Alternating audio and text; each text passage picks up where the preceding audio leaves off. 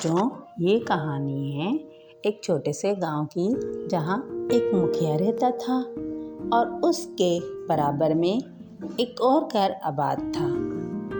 इन दोनों के घरों में मुर्गे और मुर्गियां थे। मुखिया के घर में 6 मुर्गियां और 1 मुर्गा था।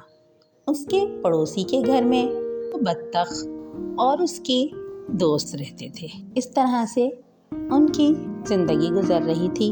उन्हें रोज़ दाना चुगने को मिलता था। घर में रहने की वजह से उन्हें बहुत कुछ खाने पीने को मिलता था। मगर घर से बाहर जब वो चरने को निकलते थे तो आपस में लड़ाई शुरू कर देते थे और बहुत लड़ते थे। तो दोनों घर वाले मालिक बहुत परेशान थे कि आखिर इन्हें बाहर जाने ना दिया जाए, क्योंकि वो जैसे ही बाहर जाते थे झगड़ा शुरू कर देते थे। तो इसी तरह से इनकी दोस्ती कभी हो ही नहीं पाई और बाहर ये जब भी निकलते थे तो घूमने फिरने के बजाय, सैर व तफरीह के बजाय एक दूसरे से लड़ाई शुरू कर देते थे, झगड़ा शुरू कर देते थे। तो बच्चों, झगड़ा तो बहुत नुकसान की बात थी।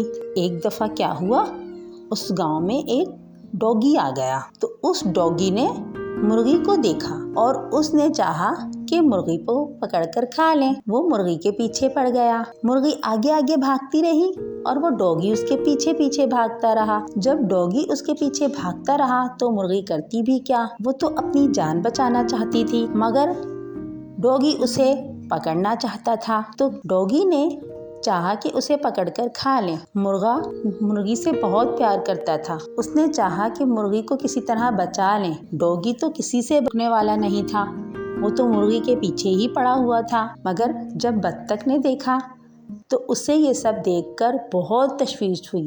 तो उसने सोचा कि मुर्गे का साथ दिया जाए और डॉगी से फाइट किया जाए, तो ही डॉगी यहाँ से जाएगा, वरना आज वो मुर्गी को खाएगा, कल वो हमारी जान पर आ जाएगा। इस तरह तो कर कर हम सब तबाह हो जाएंगे, मर जाएंगे। तो बत्तख को जो सूझी वो सही सूझी।